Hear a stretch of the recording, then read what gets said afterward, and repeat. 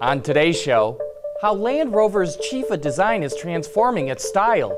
Toyota will build the world's first commercial-scale 100% renewable power plant, and GM says it will launch an autonomous ride-hailing service in less than 2 years.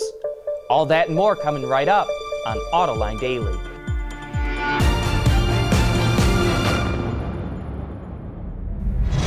This is Autoline Daily, the show for enthusiasts of the automotive industry.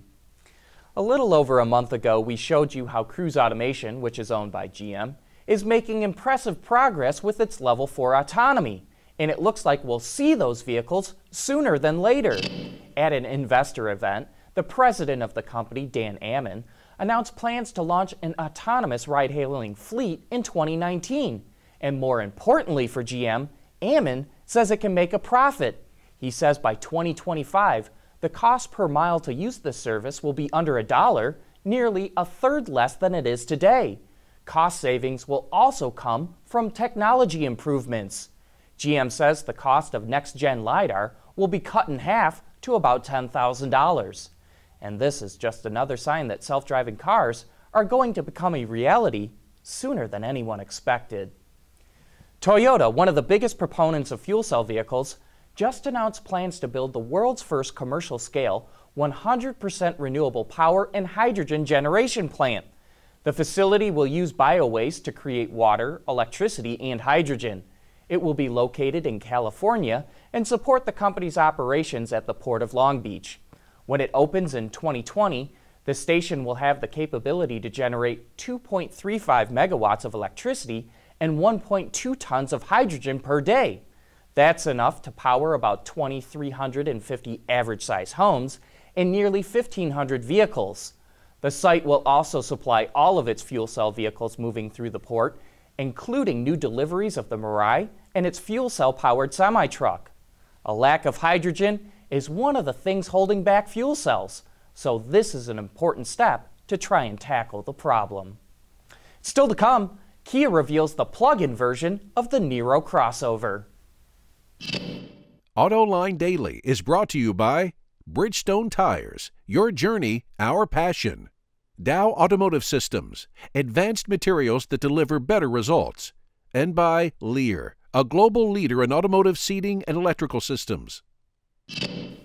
Well, look out, plug-in hybrid sedans.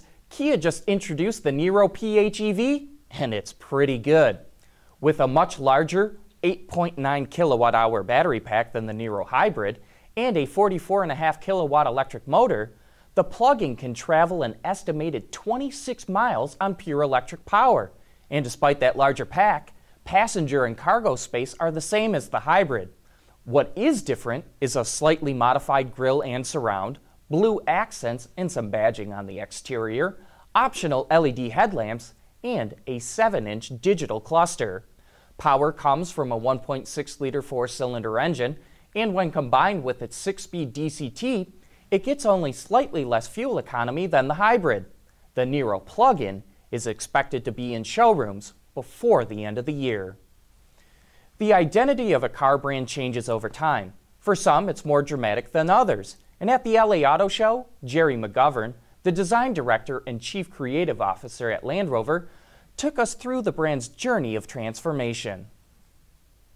Well, for quite a few years now, Land Rover has been transforming itself. It's gone from what used to be a very specialist vehicle, which was very much preoccupied with off-road capability, to what I would call a more universally desirable brand. A lot of that is coming from the appeal of the vehicle's design being right at its very core. One of the vehicles that started that transformation was the Evoque, and we've seen lots of new vehicles since then, new Range Rover Sports. So part of what we do is not just replace our established vehicles, but also look at opportunities to give greater resonance to customers by introducing new types of vehicles to the market. One of those new vehicles is the Velar, which has gotten good reviews from the media and its customers. But McGovern says there's also a number of Land Rover customers looking for a vehicle that's bespoke more to their personal preferences. That's why its Special Vehicles Operations Unit is taking existing vehicles, amplifying specific areas, and doing it all by hand.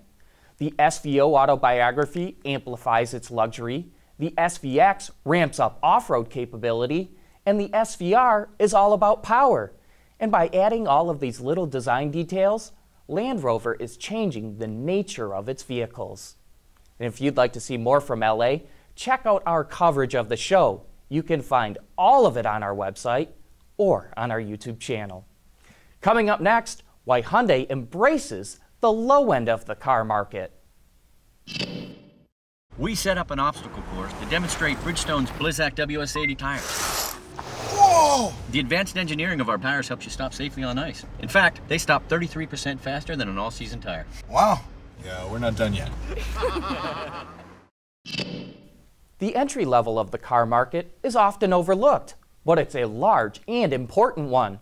On a recent Autoline After Hours, we were joined by Mike O'Brien, the head of product planning at Hyundai Motor America, and he told us why that segment is important to the brand. If you think about the intersection between new and used, so last year about 54 million people bought a used vehicle. About a third of those people shopped a new vehicle, but for a number of different reasons didn't select one. Could have been affordability, it could have been their FICO score, it could have been a number of different things. And so we see opportunity, just like we do with Accent. We see a great opportunity that, you look at the entry car market, it's about 330,000 units last year. That's still a very viable market, bigger than any category basically in the luxury area of the market. So certainly very viable in terms of market size.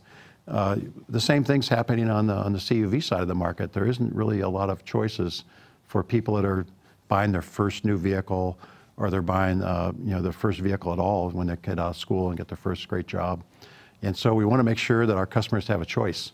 They get a great sedan product with Accent, and we want to offer something even below the just yesterday announced Kona that will satisfy an entry CUV need, something that's got great design, that's very personal, but yet is very affordable at the same time and has the basic needs of a CV met. You can watch that entire discussion right now on Autoline.tv, or you can find it on our YouTube channel. But that is it for today. Thank you for watching, and I hope you have a great weekend.